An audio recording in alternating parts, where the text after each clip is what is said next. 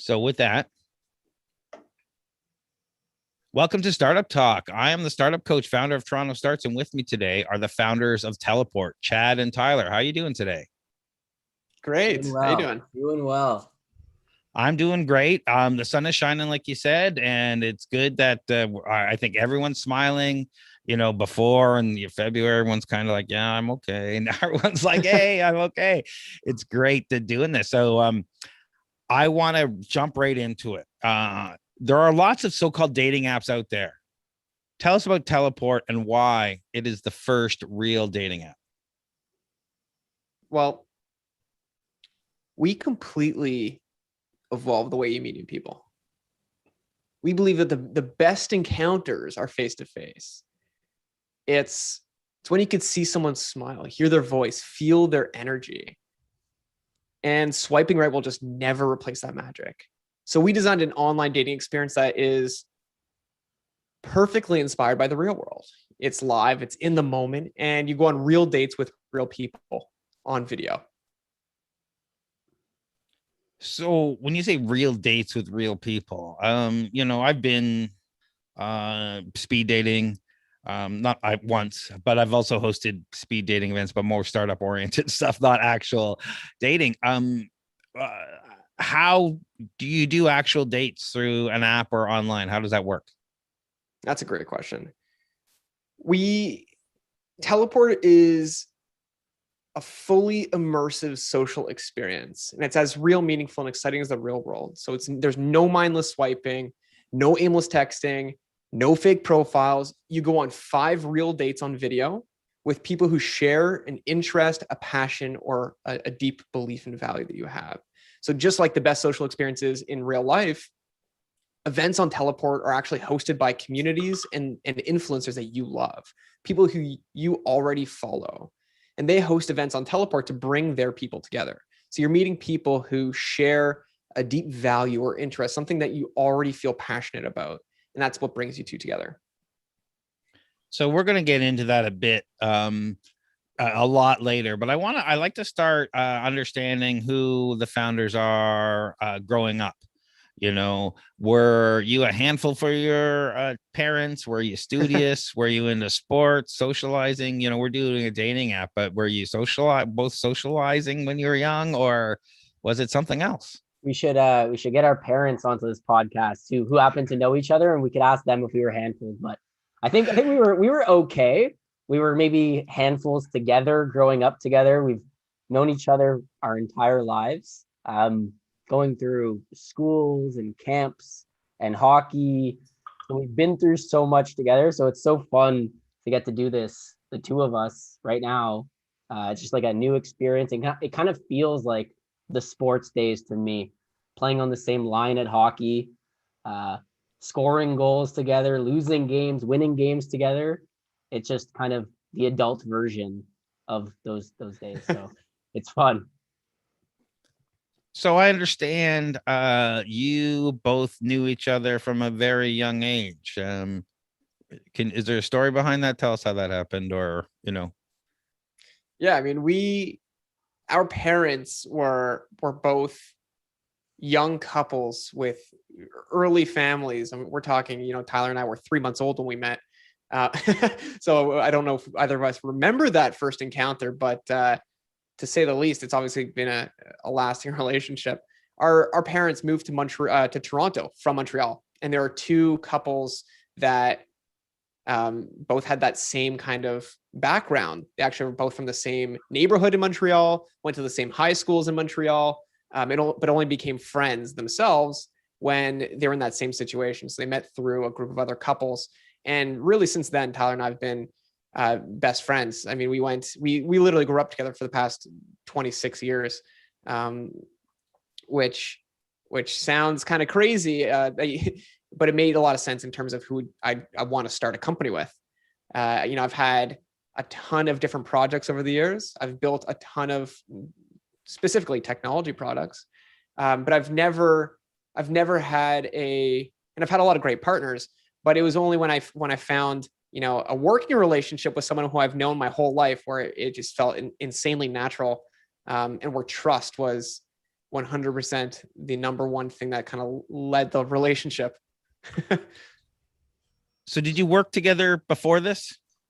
So we have not really worked together before this. I was working a job at Coca-Cola in Canada, my first job out of university. I did an internship there and then went there full time and gained a lot of business experience that kind of led me to a place where after a couple of years at the company, I was always kind of admiring what Chad was doing, kind of going after different projects, jumping into build apps and things that I didn't really understand. And I was like, this is awesome. And now's the time to do it. So we just kind of started talking about work and kind of like in the mix with talking about other things. And at the age of 23, when it's the right time to have those conversations, and we didn't have huge expenses or anything. And it was like, let's just start going after stuff that we want to go after, right? We have a good skill set that complements each other, and we're a good duo and tag team stuff. And when one person is unsure about something, you always have someone to go to. And honestly, doing this alone, I can't imagine it. Like, I just can't. Like, it's just crazy. And I'm sure you talk to so many founders, and it's been quite the ride and the journey and roller coaster that it's been fun. And we look back on it, and like the learning experience already that we've had has been so great. And I can't wait to continue to learn and grow. Yeah, that's the story. When I'm talking to every entrepreneur, the first year or two of running the business, is so much. There's so much you learn and do that you never thought you would be doing, because you grow up or you have a mindset of, got this job, I'm going to work for TD or whatever. I can't remember the company I heard earlier, if it was TD.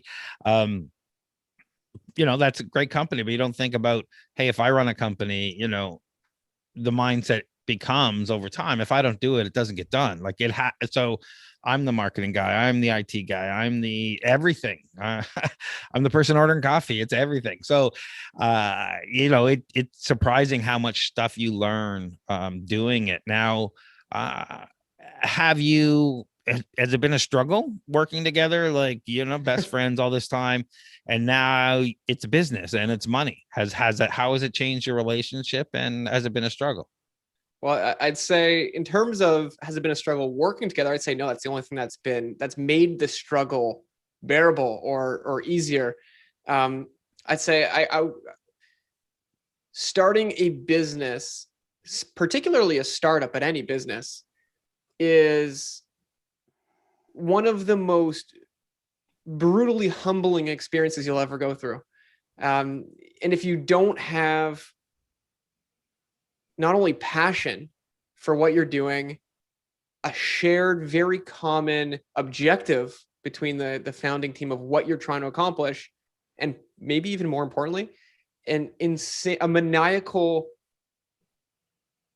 frame of delayed gratification. I think that might be one of the biggest ones, where specifically if you're starting a software company, these things take a lot of time to build, to develop. And when you're trying to build an organization that's going to withstand something like COVID, or, more importantly, the next decade, and prosper and grow, you're not just building a little product here and there. You're not building something that's going to get a quick hit. You're not drop shipping. You're not doing affiliate marketing. It's not something where your fruit of your labor is going to come next month. It's something where you're knowingly going into an experience where you're going to start building for the next year, possibly more, and you might not get a big win, a big hit of gratification or relief, a reason of why you're doing this for a long time. And I think that's the reason why most people probably fail, because they just give up, because it's just so hard.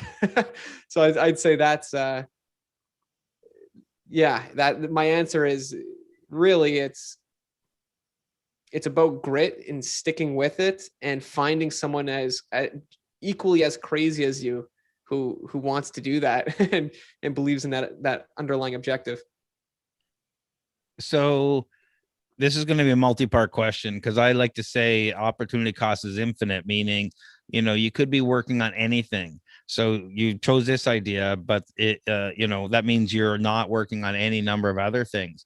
So how did this idea came about? And why did you say, yeah, let's make a company out of this, or any rather than any other idea that came before?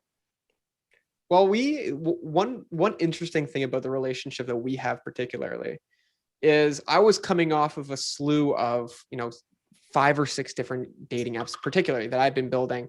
And Tyler was led Coca-Cola Canada for sales. So we kind of had these 2 different pillars of experience, me being a product builder, Tyler being an effective sales and business development person. And what we kind of came together as, we just started building a bunch of different projects. This wasn't the first. We built a number of different things.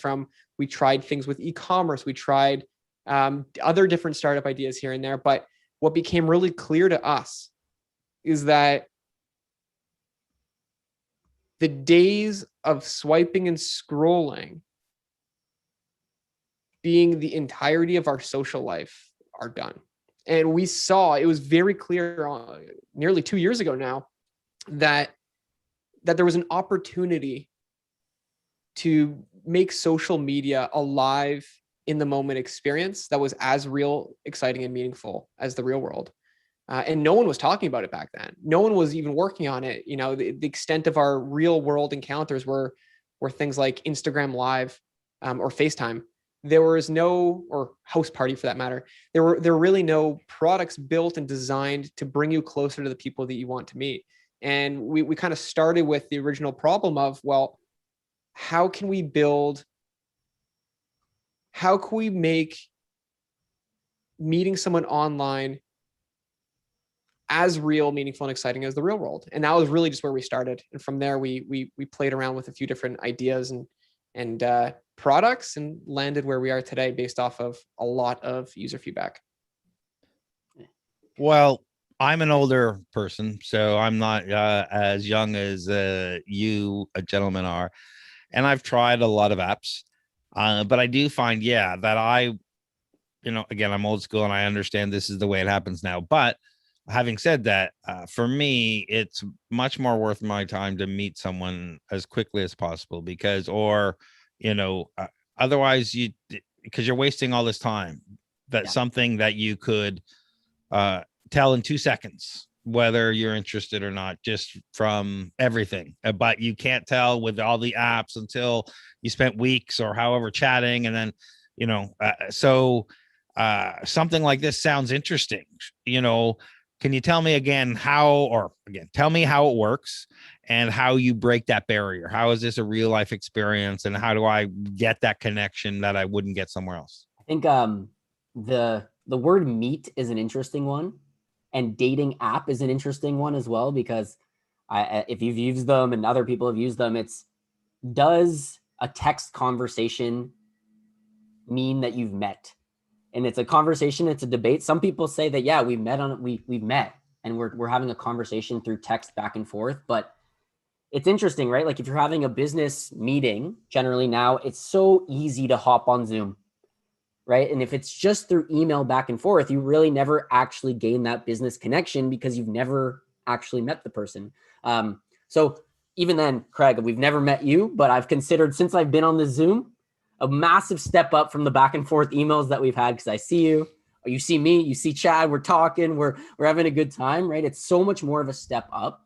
And that's video. And that's what video has done in business, and it's done with friends. I've kept in touch with family all across North America and friends because of video chat. The thing what's interesting with the dating apps is they've added the feature. They've added video chat since COVID has hit, but it's an add-on to what they previously had, where they've tried to fit video into what they do. Whereas what we're doing is we're trying to make video what we do. We want to win video and continue to push the boundaries, how close we can get you to meeting in person by saving all the time, the money, getting dressed, going out for a date that you might not have liked. So what we do is we host events online where you meet a series of people in consecutive 5-minute dates on video chat. And we've been going to events, we've been hosting events, and it's super fun and interesting to have a 5-minute conversation where someone you've never met before in 2D, it's 2D, it's not 3D, but it's so cool to say, like, it actually is really good enough to get to know somebody, to get to know if you like having a conversation with them. Looks are still there. You could see what the person looks like, but it's not everything, right? It's how do you converse? How's the banter back and forth? A lot of the things that show if you're after a relationship or just meeting someone new, a lot of the things that show if that will be something that you enjoy more longer term come through conversation. Oh, absolutely. And that's what we're bringing back. So trying to get it as close to the real world, but think about it as we're not anti-technology saying, let's get back out there and let's throw away everything technology. There's so many benefits that come from this. And that's kind of the middle ground hybrid that we play. So I've just noticed there's a couple of comments here in the chat room, so we'll get to those in a second. How long have you been doing Teleport? Yeah, so it's been 2 years now since we really got into this together. At basically 2 years ago this month, it's been quite the journey of figuring out the product. It's really a really hard thing to build when you have moving video chat automatically, where people are automatically moving from room to room to room in a way that's seamless and fun and doesn't create a lot of tension or anxiety going into it. The experience has been something we've been building now for 2 years and really building it with user feedback, which is really exciting. And I think Chad could talk a little bit more towards that build and the different kind of stages we've had of being in the market. So I'll pass it over to him to kind of go through that a little bit. Yeah, I mean,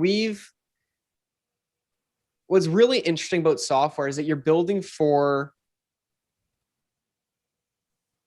you want to build with a very almost extremist group of people, people who are experiencing the problem so deeply that you can turn your hypothesis into a thesis. And going back about a year ago, we had a very, maybe I'll call it, I don't want to say incomplete. I want to say a very scrappy MVP, a very scrappy pilot put together by really just me, Tyler, and Michael, our third co-founder. And we were able to accumulate nearly 3,000 daters on that product within a 2-week span. And we did 25,000 dates across about 400 paid daters, 3,000 who actually signed up, 300 who we actually allowed into these dates. And it was really clear. It was clear in an instant that we had built something that can change the course of communication. And we launched it immediately at the height of the pandemic, about early summer of last year. And it kind of set us on a direction of, okay, well, if our innovator users per se on that, the customer lifecycle are becoming fanatics about this thing, how can we shape a product, a brand, an experience that can be ubiquitous, that can be mainstream? We started very particularly with people in the dating industry. And we realized in an instant that the best events are events that are bringing together people based off of a specific interest, a passion, a belief. So whether it's something as simple as people who are into mindfulness and live a mindful life, all the way over to people who are Jewish or Buddhist or Christian. And the first thing that we realized, and the way that we can bring that to market, is what if we built this as a tool for the creator economy, where the best marketers in the world can be fueled with a link of their own per se, or an event of their own, and they can bring together their networks to engage their followings and monetize. So we built it as a tool. And today we're sitting at a product that is not exclusive to the dating industry. And I should be more specific, not specific to matchmakers, which is where we really started. We wanted to make sure that we were solving the right problem. And we've since evolved into a product where any and all communities online who have a deep engaged following can become a dating event host, the same way that they would for an event in the real world, right? So the basis of all social life offline centers around dating. It's at the foundation. We believe it's the same for that next phase, which is an in real life experience online. So you started this a couple years ago. You built some MVP and got some feedback. Now, with COVID, did your main value prop pivot at all? What you were doing pivot, or did it just accelerate the process? Oh, totally accelerated. Definitely accelerated really, really quickly. That's interesting from a startup. Talking at a startup podcast is how fast did that hit us, Chad? Like it came at us so quickly, and the growth that we've had in a year, I honestly think it's 10 years packed into one in this past year. Like it just came so fast. Like I don't know when would virtual events have been as mainstream? How long would it have taken without COVID? Yeah, you're talking to me. I run live events for a living before this. I had bought a camera and some stuff so we could broadcast some of our stuff live, but we did all live workshops and events and stuff. So now we're all online. So yeah, who would have thought? Chad, what were you saying? I mean, we've been working on this for 2 years, and I'm sure, as you can imagine, if you're in the online event space before COVID hit, convincing someone that it was an obvious future, because to us it was always obvious, convincing somebody else that the first way you're going to meet someone the de facto way will be on video in an online experience, that selling that and convincing someone of that future was nearly impossible. And the second that we continued building towards that future, as I said early on in this talk, lucky to find someone that's as maniacal as myself to build a future that doesn't exist, right? And with COVID hitting, it just became insanely obvious. Our pitch to customers, investors, employees, and on completely changed. We didn't have to sell video anymore. We didn't have to sell in the moment experiences anymore. We had to sell why teleport, why us, which is a very unique shift for a company. And I definitely recommend, when you're building a startup, avoid trends at all costs. I mean, you'll see now that there's 1,000,001 Clubhouse competitors that exist. And if you go back 3 years ago, there were 1,000,001 anonymous social apps that existed, and so on and so forth. But usually when you're chasing a trend, it's a zero-sum game. Only one person's going to win. But if you can be years ahead of that trend and you can predict where human behavior is heading, then you're only competing against yourself and your company's ability to execute and bring that future to life. In our scenario, it was a little bit different. We didn't expect that future to come into existence as quickly as it obviously did, but here we are. So let's get into Teleport a little bit. Who is Teleport for? Who is your ideal customer or avatar? Yeah, Teleport is, we believe our hotspot, when just based off of our user testing, and we've been onboarding thousands of people over the course of the past month and a half as we're getting ready for the summer, between the ages of 25 to 40, and as long as 40 is really where the sweet spot is. And we believe it's because these are the people who lead the in real life social experiences. These are the people who create and bring together people and are looking to expand their own social networks. And I don't just mean that in a professional way or in a dating environment, but entirely. You're not in school anymore, you're in a university, most likely. And unless you're at a company like Google, your professional work environment is very limiting as well. So these are the people who are frequenting clubs, networking events, bars, socials. And it's only natural that the next phase of online, being the online social, is targeting that same demographic. So we're not, and everything we try to do here, and Tyler and I talk about this a lot internally, is you never want to create a new behavior. Behaviors don't change, incentives do. So that we think a lot about that in terms of how we build this product. And I think in terms of who we target, the same applies. I think I could piggyback off that a little bit. Is just, you think about the dating apps, right? And people, when you get to the age of 25, 26, and you start to move into your later 20s, 30s, it's almost widespread online. You can see it of people saying how tired they are. They've been failed by these dating apps for so long because of how backwards they really are, right? So it's like, put them away. You've now matured. You're in a place where you're not looking just, you're what you're looking for. You've expanded your horizons. You know a little bit more about what you're looking for. And a conversation, everyone says it, like, once you just get on the date, you know very quickly. But getting on the date, as your time becomes more precious, you're working longer hours, it's harder to navigate as you get kind of to your late 20s and into your 30s. So with that, we say put the dating apps aside. They have failed you and they will continue to fail you, and try it something a little bit different. Put yourself out there, have a dating experience. And if dating comes from it, great. But if not, you still get to just have really cool conversations with new people. And meeting new people is, and going through teleport events myself, it's exhilarating to just have conversations with someone I've never met before, get thrown in a room and say, talk. And we just talk, and I feel 100% safe. I'm in my own room. And you learn something and you realize so quickly how different everybody is. And we all grow up in somewhat of a sheltered environment where it's kind of hard to break out.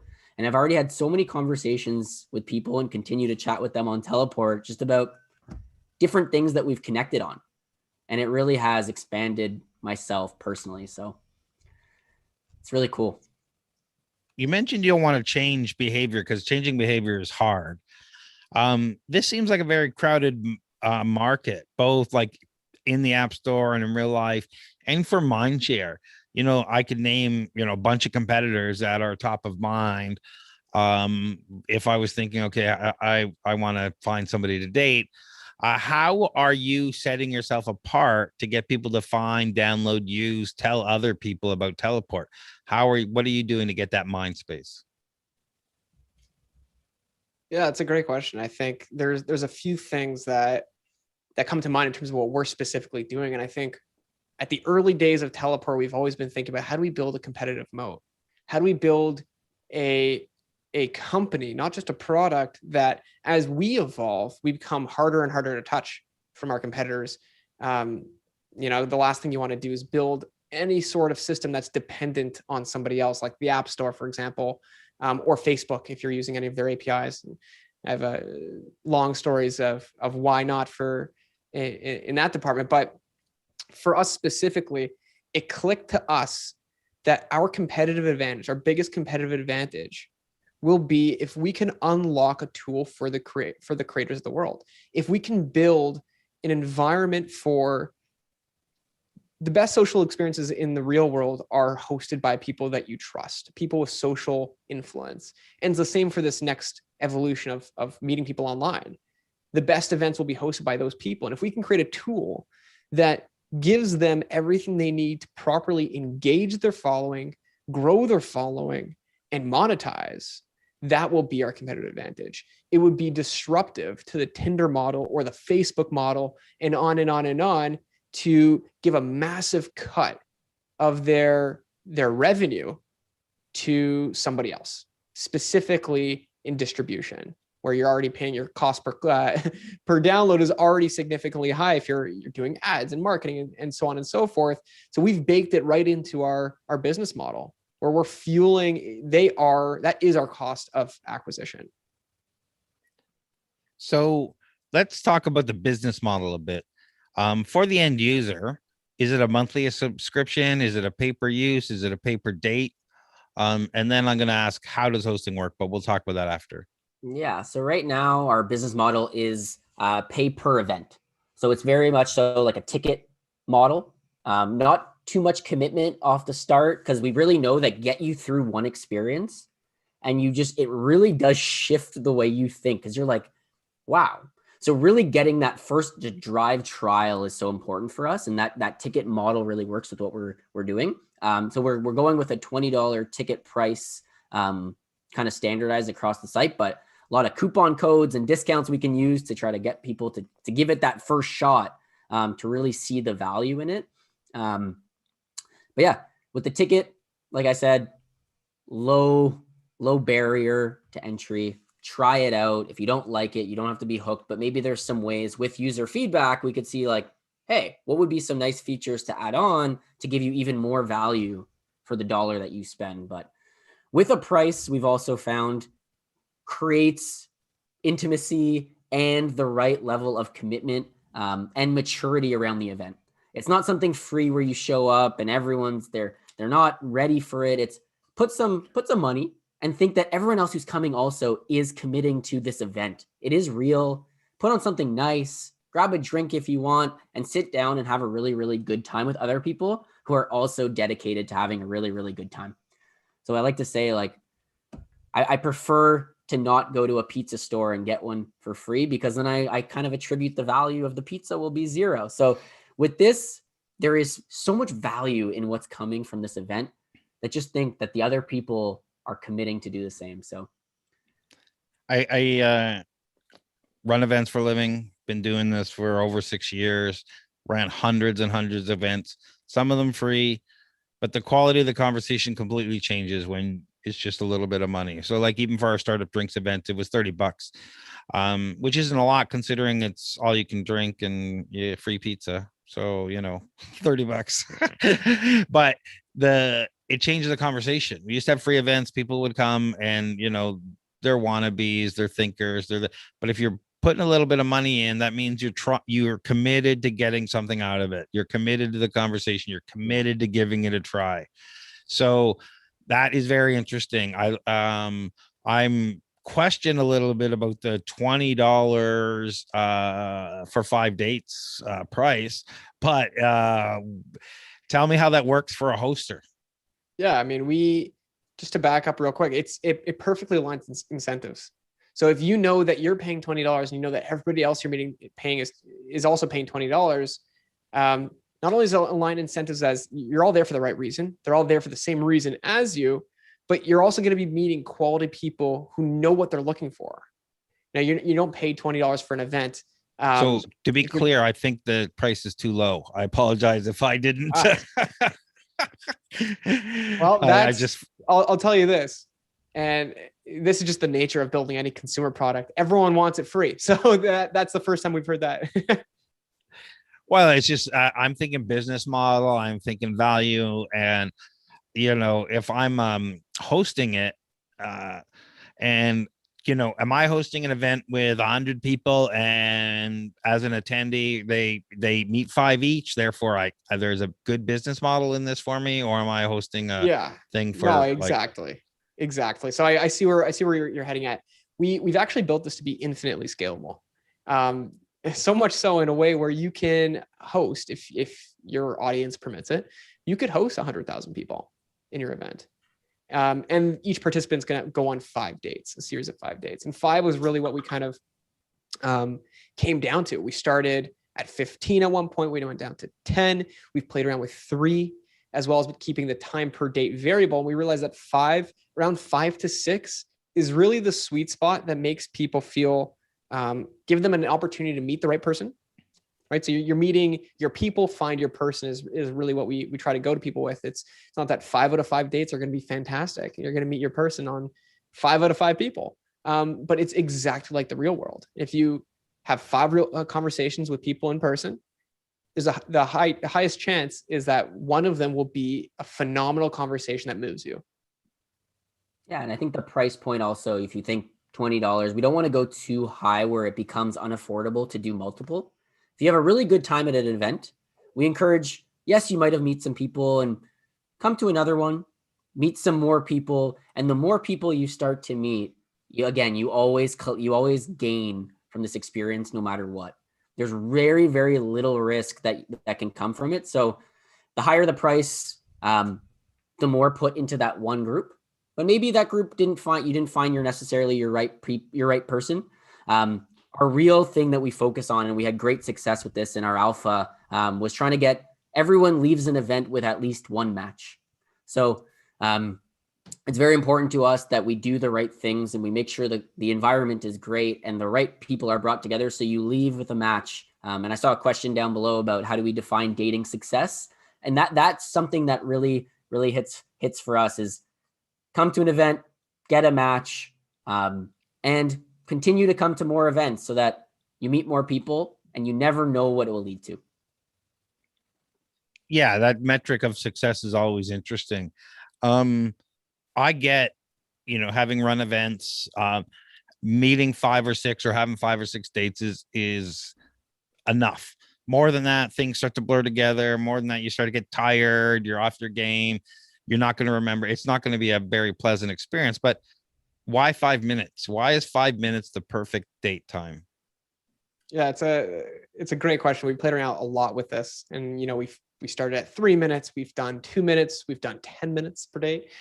5 minutes was really what we believe was the best amount of time to read, to understand, to connect with someone. As simple as that. And what we've realized is it only takes a few minutes for you to know if you click with someone, to know if you genuinely connect with that person on a deeper level. And you need a few extra minutes to get to that point. So once you've got there, when we did 3 minutes, you would know that you like the other person, but you would just be ending right at the point where you realize you want to talk to this person. And you needed a few minutes to just collect and, kind of get to know them on a deeper level besides, where do you live? Where do you work? And very, very, basic questions like that. So we advise people to ask deeper questions, and we're baking in a system inside of the product that prompts you to discuss these deeper things and kind of skip the early banter that we all know and hate of, meeting somebody new. And I think with the 5 minutes as well, and people ask, what if the date isn't going well? Right. And I always come back to, let's compare it to the real world. When a date is not going well, it's extremely hard to navigate and to get out, and you might be sitting there for an hour.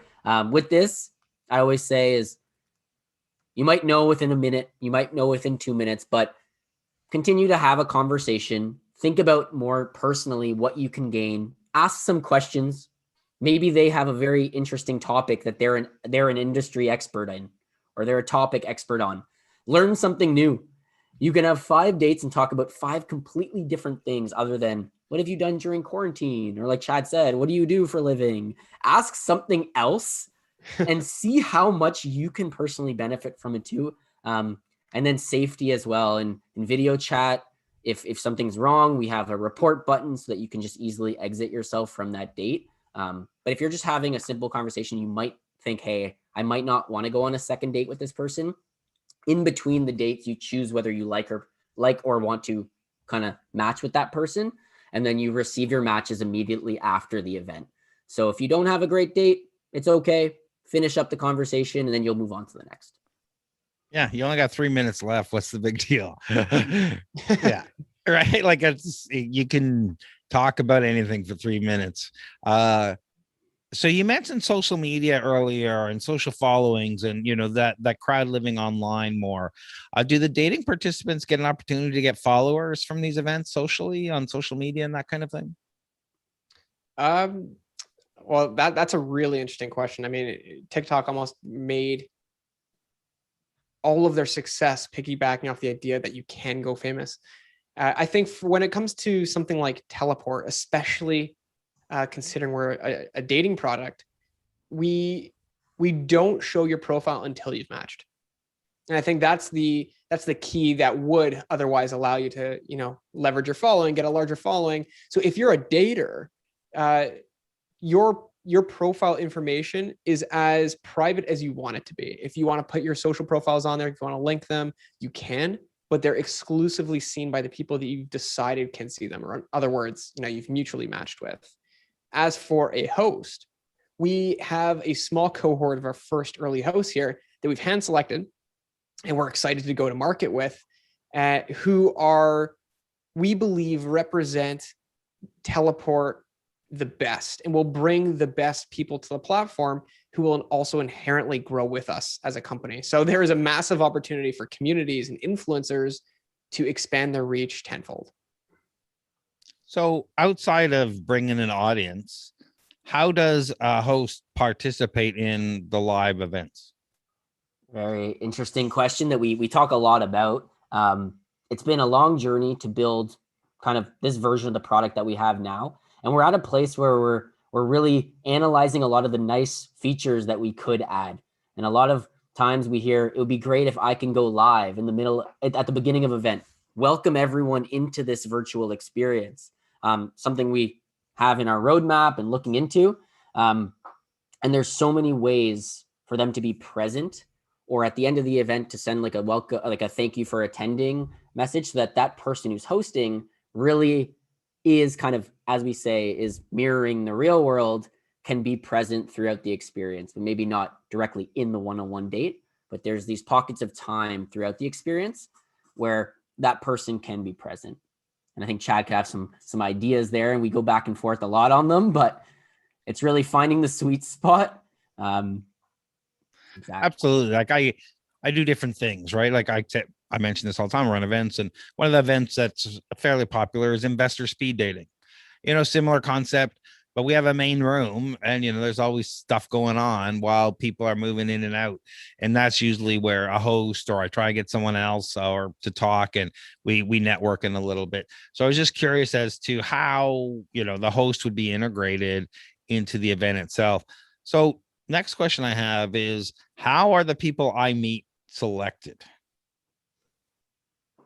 Well, right now, and there are two things that we care about really deeply that we believe contribute to meeting the best people. We're building the best place to meet your people. And the two things that contribute to that is who you meet, obviously, and the how you meet. So today, we believe we're building a product that is as immersive as the real world, but with using the boundlessness of technology. So to combine all of these elements, we use influencers in these communities to bring together like-minded interests. We debated a lot in the early days of, well, can we use a tagging system? Can we fill out your profile? And all these fun things that all the other dating products do. And we ended up believing, yeah, let's do that, but it's not enough. It's not enough. The best people for you are the people who belong to the communities that you belong to. So that was really the first switch, about half a year ago that made us believe, okay, well, if that's true, we need to get buy-in from the leaders of these communities. That's what kind of made our trigger into building this creator-first approach and building a competitive moat around having these communities and influencers online hosting their events on Teleport. But the underlying reason actually was, the problem we were trying to solve was, how can we bring together the right people? How can we make sure that you're meeting the best people for you? So all of the links on here are exclusive to that specific network, that community. I mean, so if you have a yoga community on Instagram, you create your event on Teleport and you host it specifically for your community. And you could decide to opt in to using, allowing this event to exist for all of the Teleport user base, and leveraging our growth as well. But we're seeing a ton of these hosts wanting to also just keep things specific to their niche.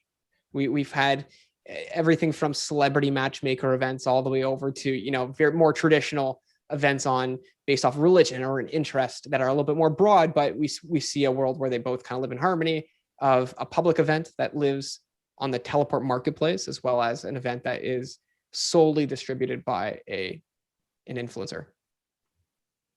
So we could have an entrepreneur community doing dating events where entrepreneurs get together. 100%, 100%. And if anyone's open to it, we could do some in Toronto, maybe meet some people. But yeah, there's a lot of ways with our technology that we could go.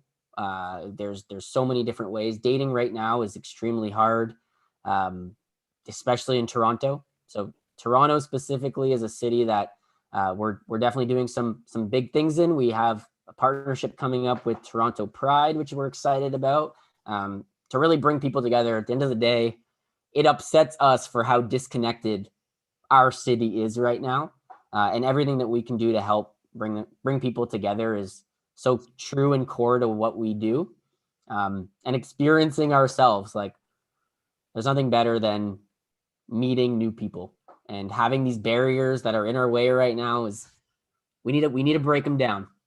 So that's what we're here for. So we got another question here from the chat room about dual events. Can two influencers with different niches host one event? Yeah, that's a great question. And thanks for asking, Adam. There are two different types of ways that people can host events on Teleport. We're keeping this is very private right now. We have not, we're keeping the early cohort of this new type of host private until we've perfected that model. But there's one type of event host who has a community online. Maybe they are, they have a deep, loyal following based off a specific community, and they want to host their own events with their brand being at the forefront of that event because their brand is the community. The second type of host that we are working with is an influencer, where people follow them specifically for who they are. So their personality is what brings people together, but it wouldn't make sense for that influencer to be the theme of the event.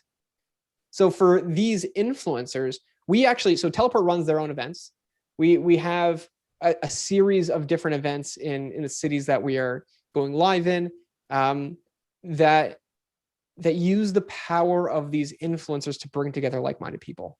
So if Teleport was to run an event for yoga, for example, in addition to Teleport bringing their own audience, people we have nearly 10,000 people on our wait list, for example, running ads, using our social media. We have 15,000 followers on Instagram. In addition to all of that, we are unlocking the ability for influencers to bring their people using an affiliate link. The same way that the nightlife industry leverages promoters and brings together the best people for that event by finding high quality promoters who have high quality networks. So to answer your question, Adam, yes. What happens if, you mentioned after every date, you choose whether you like somebody or not, whether it's a match. And at the end, you find out whether you matched with anybody. Okay. So what happens if I like somebody and we've matched? What are my options to connect or contact with them now? Yeah. So after you match, it was really cool. There's these animations that you're like going through time. It's so cool. Like this experience is amazing. And it's not enough for it just to work with us. It's got to work and it's got to look good. It's got to feel good because it really is an experience. So you'll go back out of the event. There will be a little bit of a calculate. I think the time is like 4 seconds that it takes to populate who liked each other. It's basically instant. And then you'll have a kind of more traditional as a messenger where you can chat back and forth and then exchange any sort of information that you want with each other, but it's not forced upon you. We don't automatically send your email or your phone number to each other. You're in a chat room where you can text each other back and forth and then share however you want. If you want to meet up for a second date, or if you don't feel comfortable, or you want to just chat to get to know them a little bit better, more traditional in that sense in terms of text communication, but definitely have heard a lot of inbound feedback about adding some sort of video feature. So after your first date, maybe you want to hop back on video. So something we're analyzing right now is get the first experience great, but we don't just want to stop there at the first experience. It's how to also curate once you've met, make it really, really easy and fun to get to know this person even more. So there's always people that we know who are out there constantly on an app trying to find the next date. So how often can I go on a date on Teleport? Every hour, every day? If I want to just be on dates all the time, how does that work? Well, first off, I love that, and we're actively trying to build for the type of user who is looking to date at all times of the day. But Teleport events work just like the real world. The events are planned for the future. They happen at a specific time and dates. So it's not randomized. It's not rapid fire. It's not like Azar, for example, or Omegle or Chat Roulette. So it's not that you can just come on whenever you want and see who else is online and chat. We believe that at its core, one of the most important things is aligning intention among participants. And the best way to do that is to build anticipation to an upcoming event. Get them to buy a ticket a week in advance to an event with a specific theme, being promoted and by someone you trust online. And what we're noticing with our daters is that they treat it exactly like a real life event, where they're anticipating it many days in advance. You know, they're excited for it. They wake up that day and they know that they have a teleport event that night. And, you know, 10 minutes before the event, they're showered, they're ready, their makeup's done, their hair looks great. You know, their background is all clean, and they pour their favorite glass of wine and they're ready to date.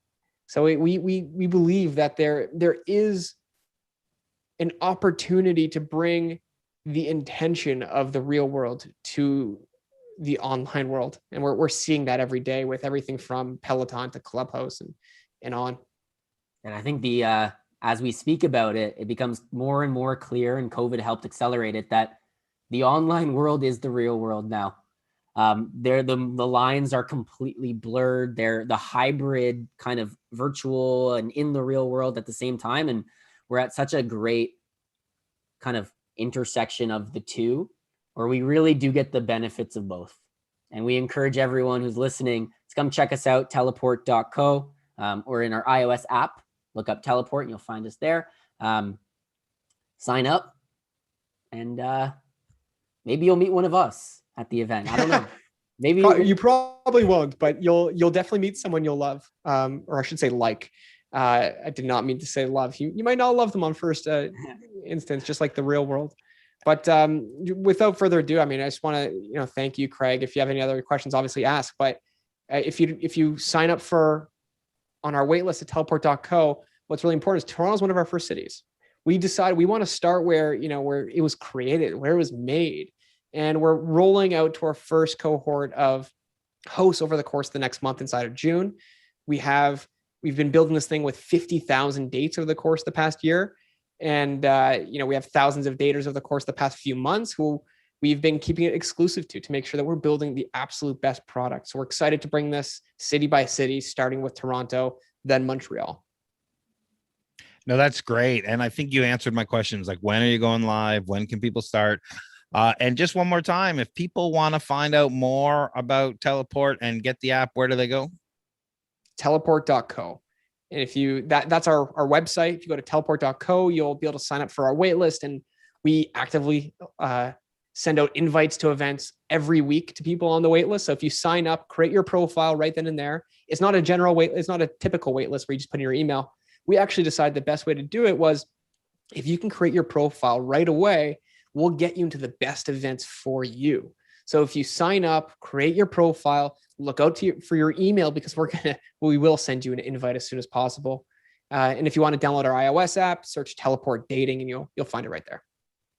Yeah, and June is not too far away. It's so get the download and sign up right away. I really appreciate you taking the time today and sharing Teleport with our audience. Thank you very much for taking the time. Is there anything else that we should know? And what's next for you guys? Anything exciting? Thank you. Exciting for us as we continue to work. I hope to see Chad in person soon, so we can maybe have like a little work session together. But for us, it's just continue to have fun, continue to work hard. Now's the time, and just continue going through the experience together. Thank you, Craig. I mean, what's next for us? We're bringing this to the world now. We've been heads down building this with a small team here in Canada. And what we're most excited for is to prove this out with a big bang in Toronto, Montreal, before bringing out to LA and New York City with our partners there who are anxiously waiting for us to give them access to host their events. It sounds great. Thanks again for taking the time and being part of Startup Talk.